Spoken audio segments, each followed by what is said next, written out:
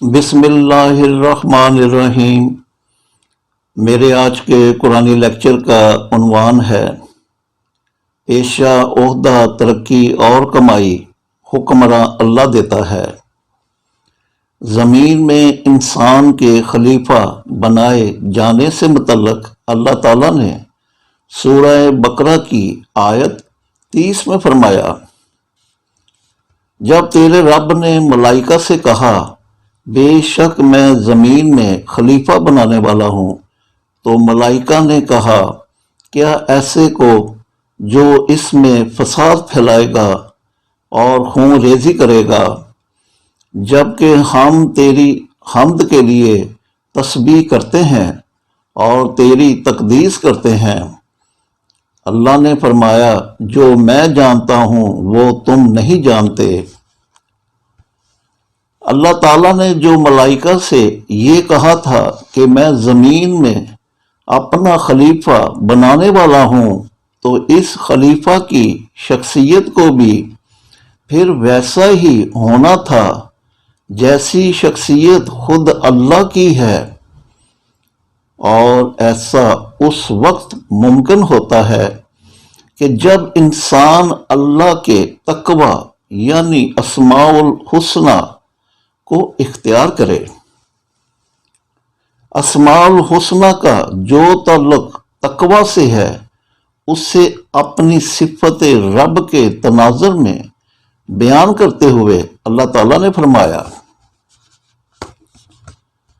قُلْ يَا عِبَادِ الَّذِينَ آمَنُوا اتَّقُوا رَبَّكُمْ لِلَّذِينَ أَحْسَنُوا فِي هَذِهِ الدُّنْيَا حَسَنَةٌ۔ سورہ زمر آیت 10۔ اے محمد، میرے ایمان والے بندوں سے کہہ دو کہ اپنے رب کا تقوی یعنی معاشی بھلائی والا کردار اختیار کریں، تو جو لوگ اس حسنہ یعنی معاشی بھلائی کو اختیار کریں گے ان کے لیے بھی اس دنیا میں حسنہ یعنی معاشی بھلائی ہے۔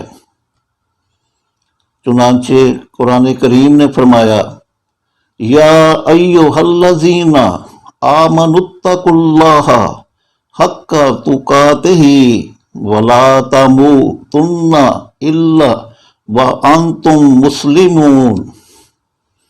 آل عمران آیت 102۔ اے ایمان والو، اللہ کا تقوی اختیار کرو جیسے اس کا تقوی اختیار کرنے کا حق ہے، اور نہ مرنا مگر اس حالت میں کہ تم مسلمان ہو۔ اسماء الحسنی کے ذریعے اللہ کا تقوی چونکہ اللہ حد بشریت ہی اختیار کیا جا سکتا ہے، اس لیے قرآن کریم نے فرمایا، فَاتَّقُوا اللَّهَ مَا اسْتَطَعْتُمْ۔ سورہ تغابن آیت 16۔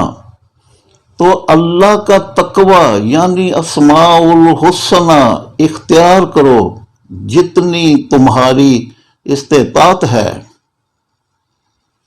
چنانچہ انسانی زندگی کے عظیم مقصد بارے علامہ اقبال نے فرمایا، بے ذوق نمود زندگی موت، تعمیر خودی میں ہے خدائی۔ اللہ کے اسماء الحسنی میں سے ایک نام ان کا مومن ہونا ہے کہ کائنات کو چلانے کی ہمہ وقت ڈیوٹی سر انجام دے کر انسانوں اور دیگر جانداروں کی پرورش کر رہے ہیں۔ قرآن کریم نے فرمایا، هو اللہ الذی لا الہ الا ہو المالک القدوس السلام المومن۔ سورہ حشر آیت 23۔ وہ اللہ ہی ہے جس کے سوا کوئی الہ یعنی حکمراں نہیں، مالک ہے، قدوس ہے، سلام ہے اور مومن ہے۔ چنانچہ اللہ کے اس خلیفہ کو بھی مومن بننا تھا۔ چنانچہ محمد رسول اللہ نے اپنے متعلق فرمایا، وَأُمِرْتُ أَنْ أَكُونَ مِنَ الْمُؤْمِنِينَ، سورہ یونس آیت 104۔ مجھے حکم ہوا ہے کہ میں مومنین میں سے ہوں۔ اور اب یہ سوال کہ انسان کیسے مومن بنے، تو قرآن نے فرمایا، قد افلح المؤمنون الذین هم فی صلاتہم خاشعون والذین هم عن اللغو معرضون والذین هم للزکاة فاعلون، سورہ مومنون آیات 1-4۔ بے شک فلاح پا گئے مومنین، یہ وہ لوگ ہیں جو صلاۃ یعنی پیشہ ورانہ ڈیوٹی میں خشوع یعنی عاجزانہ اطاعت گزاری اختیار کرتے ہیں۔ وہ لوگ جو لغویات یعنی پیشہ ورانہ ڈیوٹی کی انجام دہی کے دوران بےہودہ، بے فائدہ واہیات اور بکواس باتوں سے اعراض کرتے ہیں۔ وہ لوگ جو زکوٰۃ یعنی انکم ٹیکس دیتے رہتے ہیں۔ انسان چونکہ صلاۃ یعنی پیشہ ورانہ ڈیوٹی اور زکوٰۃ کی مسلسل ادائیگی سے مومن بنتا ہے، اس لیے اللہ تعالیٰ نے اپنے اس خلیفہ کا براہ راست تعلق اس کی صلاۃ یعنی پیشہ ورانہ ڈیوٹی اور عہدہ یعنی ڈیزگنیشن سے بتایا ہے۔ چنانچہ پہلے صلاۃ یعنی پیشہ ورانہ ڈیوٹی اور خلیفہ کے باہمی تعلق کو بیان کرتے ہوئے حکمراں اللہ نے فرمایا، فَخَلَفَ مِن بَعْدِهِمْ خَلْفٌ أَضَاعُوا الصَّلَاةَ وَاتَّبَعُوا الشَّهَوَاتِ فَسَوْفَ يَلْقَوْنَ غَيًّا إِلَّا مَن تَابَ وَآمَنَ وَعَمِلَ صَالِحًا، سورہ مریم آیات 59 اور 60۔ تو ان کے بعد ایسے خلیفہ ہوئے جنہوں نے اپنی صلاۃ یعنی پیشہ ورانہ ڈیوٹی کو ضائع کر دیا۔ وہ اس طرح کے شہوات یعنی جنسی خواہشات کا اتباع کرنے لگے، تو جلد انہوں نے اپنے غلط انجام یعنی ملازمت سے برطرفی یا جیل یا ٹرانسفر وغیرہ سے ملاقات کی، سوائے ان کے جنہوں نے توبہ کی، ایمان لائے اور صالح یعنی عوامی فلاح کا کام کیا۔ اور اب عہدہ یعنی ڈیزگنیشن اور خلیفہ کے باہمی تعلق کو بیان کرتے ہوئے حکمراں اللہ نے فرمایا، وَهُوَ الَّذِي جَعَلَ لَكُمْ خَلَائِفَ الْأَرْضِ وَرَفَعَ بَعْضَكُمْ فَوْقَ بَعْضٍ دَرَجَاتٍ لِيَبْلُوَكُمْ فِي مَا آتَاكُمْ إِنَّ رَبَّكَ سَرِيعُ الْعِقَابِ وَإِنَّهُ لَغَفُورٌ رَحِيمٌ، سورہ انعام آیت 165۔ وہی اللہ ہے جو تمہیں زمین یعنی ملکی اداروں میں خلیفہ بناتا ہے، اور تم میں سے بعض کو بعض پر درجات یعنی عہدوں میں فوقیت دیتا ہے، تاکہ تمہاری آزمائش کرے اس عہدہ میں جو تمہیں دیا ہے۔ بے شک تمہارا رب تیزی سے تعاقب کرتا ہے، بے شک وہ معاشی تحفظ دینے والا ہے کہ رحیم ہے، کہ جس نے رحم مادر میں تمہاری پرورش کی تھی۔ آج اگر ہم مثلاً یونیورسٹی اور کالج کے اساتذہ کے عہدوں یعنی ڈیزگنیشنز کی درجہ بندی کریں تو وہ lecturer, assistant professor, associate professor اور پروفیسر کی صورت میں سامنے آتی ہے، اور بڑی فوج کے افسروں کے عہدوں یعنی ڈیزگنیشنز کی درجہ بندی کریں تو وہ second lieutenant, lieutenant, captain, major, lieutenant colonel, colonel, brigadier, major general, lieutenant general اور جنرل کی صورت میں سامنے آتی ہے، کہ جن کے عطا کیے جانے کو اللہ نے خود سے منسوب کیا ہے۔ لہذا ایک مسلمان کو چاہیے کہ جب اللہ اسے کوئی پیشہ ورانہ عہدہ عطا کرے تو اس سے اپنی آزمائش سمجھ کر سر انجام دے کہ اس نے اپنے شعبہ، ادارے، ملک اور اللہ کے آگے سرخرو ہونا ہے، اور یہ مقصد اسی صورت حاصل ہو سکتا ہے کہ جب وہ اپنی پیشہ ورانہ ڈیوٹی، محنت، امانت، دیانت، شرافت، صداقت، لگن، ڈسپلن اور پابندی وقت کے ساتھ سر انجام دے۔ اور اب پیشہ وروں کو ادارے اور حکومت کی طرف سے ملنے والے gold medal, silver medal, bronze medal, تعریفی سرٹیفکیٹ، نشان امتیاز، حلال امتیاز، ستارہ امتیاز اور تمغہ امتیاز وغیرہ کو اپنی عطا یعنی تحفہ قرار دیتے ہوئے حکمراں اللہ نے فرمایا، کُلًّا نُمِدُّ ہَؤُلَاءِ وَہَؤُلَاءِ مِنْ عَطَاءِ رَبِّكَ وَمَا كَانَ عَطَاءُ رَبِّكَ مَحْظُورًا انظر کیف فضلنا بعضهم علی بعض وَلَلْآخِرَةُ أَكْبَرُ دَرَجَاتٍ وَأَكْبَرُ تفضیلا۔ بنی اسرائیل آیات 20-21۔ ان کو ہم تیرے رب کی عطا یعنی تحفہ سے نوازتے ہیں، اور تیرے رب کی عطا یعنی گفٹ کو کوئی روکنے والا نہیں۔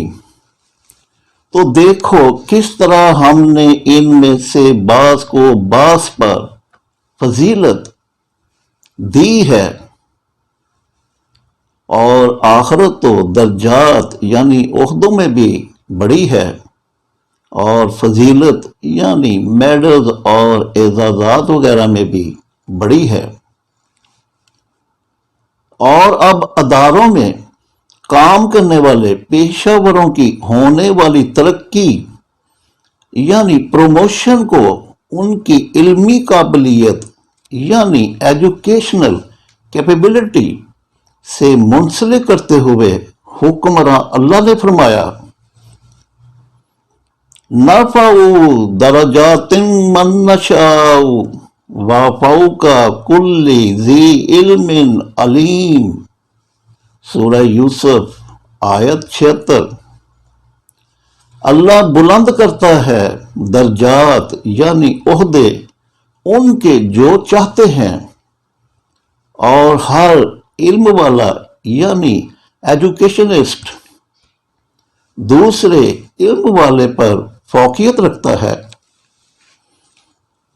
مثلا پی ایچ ڈی والا ایم فل والے پر اور ایم فل والا ایم ایس سی والے پر فوقیت رکھتا ہے۔ اس طرح ان تینوں افراد کی تنخواہیں اور مراعات بھی ایک دوسرے سے زیادہ ہوتی ہیں۔ چنانچہ اللہ تعالیٰ نے انسان کو یہ دعا مانگنے کی تلقین کرتے ہوئے فرمایا، وَقُلْ رَبِّ زِدْنِی عِلْمًا، سورہ طٰہٰ آیت 114۔ کہو کہ اے میرے رب مجھے زیادہ علم دے۔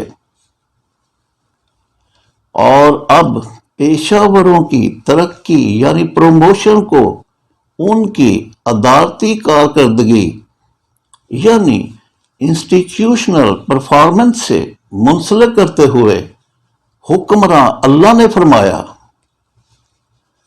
وَلِكُلِّ دَرَجَاتٌ مِّمَّا عَمِلُوا وَمَا رَبُّكَ غَافِلٍ عَمَّا يَعْمَلُونَ وَرَبُّكَ الْغَنِيُّ ذُو الرَّحْمَةِ، سورہ انعام آیات 132 133۔ ہر ایک کا درجہ اس کے کام یعنی ادارتی کارکردگی کے مطابق متعین ہوتا ہے، اور تمہارا رب اس سے غافل نہیں جو کام تم کرتے ہو۔ تمہارا رب غنی یعنی مالدار اور رحمت یعنی روزگار، عہدہ، ترقی اور کمائی دینے والا ہے۔ چنانچہ خلیفہ کو ملنے والے پیشے یعنی پروفیشن، عہدے یعنی ڈیزگنیشن، ترقی یعنی پروموشن اور کمائی یعنی ارننگ کو اپنی رحمت قرار دیتے ہوئے حکمراں اللہ نے فرمایا، آہم یقسمون رحمت ربک نحن قسمنا بینہم معیشتہم فی الحیاۃ الدنیا ورفعنا بعضہم فوق بعض درجات لیتخذ بعضہم بعضا سخریہ ورحمت ربک خیر مما یجمعون، سورہ زخرف آیت 32۔ کیا تمہارے رب کی رحمت یعنی پیشہ، عہدہ، ترقی اور کمائی وہ تقسیم کرتے ہیں؟ نہیں، ہم دنیا کی زندگی میں ان کے مابین ان کی معیشت کو تقسیم کرتے ہیں اور بعض کو بعض پر درجات یعنی عہدوں میں فوقیت دیتے ہیں تاکہ ایک دوسرے سے خدمت یعنی سروس لے سکیں، اور تیرے رب کی رحمت باعث خیر ہے ہر اس چیز سے جو وہ جمع کرتے ہیں۔ انسانوں کو درجات یعنی عہدے عطا کرنے والے حکمراں اللہ کا اپنا درجہ یعنی عہدہ بحیثیت کائنات کے خالق، مالک، رازق، رب اور حکمراں ہونے کے سب سے اعلیٰ عرفہ ہے، اور وہ اس مقام پر باوجود سرچشمہ علم ہونے کے مستولی ہیں۔ چنانچہ قرآن کریم نے فرمایا، رفیع الدرجات ذو العرش، سورہ مومن آیت 15۔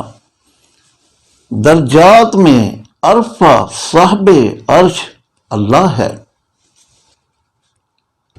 اور اب انسان کی کمائی کو اپنی طرف منسوب کرتے ہوئے اللہ تعالیٰ نے سورہ انعام کی آیت 60 میں فرمایا، وہی اللہ ہے جو رات کو تمہیں وفات دیتا ہے اور جانتا ہے جو کچھ تم دن میں کماؤ گے، پھر تمہیں دن میں اٹھاتا ہے تاکہ تمہاری زندگی کی ٹھہرائی ہوئی میعاد پوری ہو، پھر اسی کی طرف تمہیں پلٹنا ہے، پھر تمہیں وہ بتا دے گا جو کام تم کیا کرتے تھے۔ کمائی سے جہاں انسان نے اپنی ضروریات زندگی پوری کرنا ہوتی ہیں، وہاں اس کمائی کا انفاق فی سبیل اللہ کی صورت میں شکر بھی ادا کرنا ہوتا ہے۔ چنانچہ اپنے خلیفہ کو کمائی کی ناشکری سے منع کرتے ہوئے اللہ تعالیٰ نے فرمایا، هُوَ الَّذِي جَعَلَكُمْ خَلَائِفَ فِي الْأَرْضِ فَمَنْ كَفَرَ فَعَلَيْهِ كُفْرُهُ وَلَا يَزِيدُ الْكَافِرِينَ كُفْرُهُمْ عِنْدَ رَبِّهِمْ إِلَّا مَقْتًا وَلَا يَزِيدُ الْكَافِرِينَ كُفْرُهُمْ إِلَّا خَسَارًا۔ سورہ فاتر آیت 39۔ وہی اللہ ہے جو تمہیں زمین یعنی ملکی اداروں میں خلیفہ بناتا ہے، تو جو ناشکری کرے گا اس کی ناشکری کا وبال خود اسی پر پڑے گا، اور ناشکروں کو ان کی ناشکری ان کے رب کے ہاں نہیں بڑھاتی مگر بیزاری، اور ناشکروں کو ان کی ناشکری ان کے رب کے ہاں نہیں بڑھاتی مگر خسارہ۔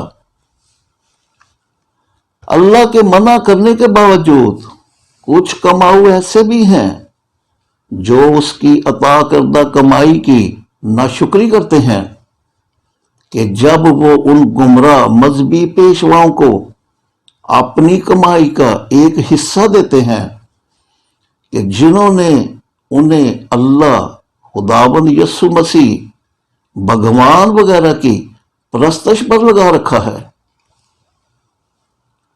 چنانچہ انسانوں سے پرستش کرانے والے گمراہ ملاؤں، پیروں، مفتیوں، ذاکروں، اماموں، پنڈتوں، پجاریوں، پادریوں، پوپوں، مربیوں، ربیوں اور گروؤں وغیرہ کی پرورش اور ان کی پرستش گاہوں کے قیام و استحکام کے لیے کماؤ لوگ جو نذرانہ، چندہ اور چڑھاوا وغیرہ دیتے ہیں، اس سے ان کے لیے ناجائز کمائی قرار دیتے ہوئے اللہ تعالیٰ نے فرمایا، یا ایہا الذین آمنوا ان کثیرا من الاحبار والرہبان لا یاکلون اموال الناس بالباطل ویصدون عن سبیل اللہ۔ سورہ توبہ آیت 34۔ اے ایمان والو، بے شک بہت سے احبار و رہبان لوگوں کا مال باطل طریق سے کھا جاتے ہیں اور اس طرح لوگوں کو اللہ کے راستے سے روکتے ہیں، لہذا ان سے بچو۔ اور گمراہ مذہبی پیشواؤں کی کمائی کو ان کے لیے سود قرار دیتے ہوئے علامہ اقبال نے فرمایا، نذرانہ نہیں سود ہے پیران حرم کا، ہر خرقہ سالوس کے اندر ہے مہاجن۔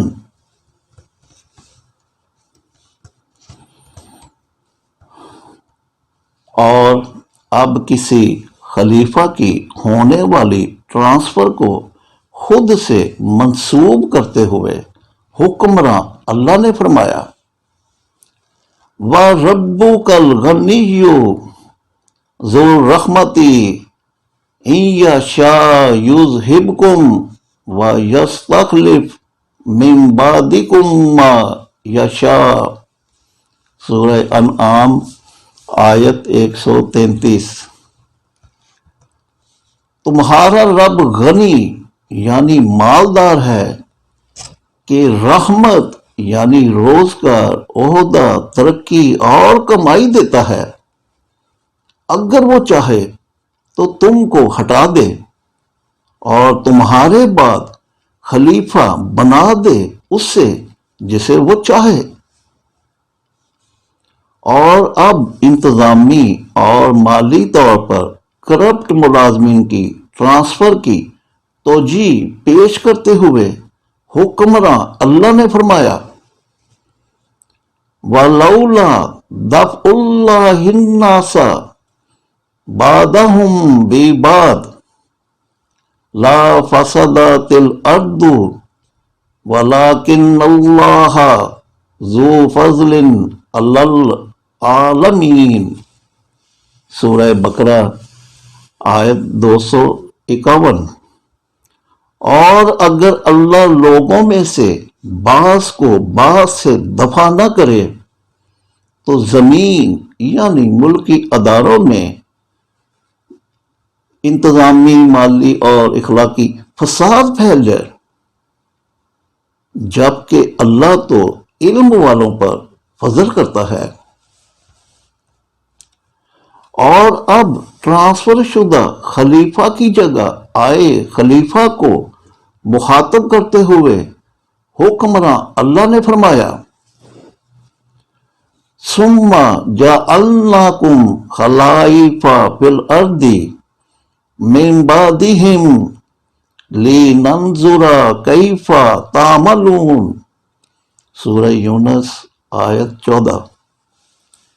پھر ان کے بعد زمین یعنی ملک یا ادارے یا شعبہ وغیرہ میں ہم نے تمہیں خلیفہ بنایا تاکہ دیکھیں کہ تم کیسا کام کرتے ہو۔ چنانچہ اللہ تعالیٰ نے انسان کو یہ دعا کرنے کی تلقین کرتے ہوئے فرمایا وَقُلْ رَبِّ أَدْخِلْنِي مُدْخَلَ صِدْقٍ وَأَخْرِجْنِي مُخْرَجَ صِدْقٍ وَاجْعَلْ لِي مِن لَّدُنْكَ سُلْطَانًا نَصِيرًا۔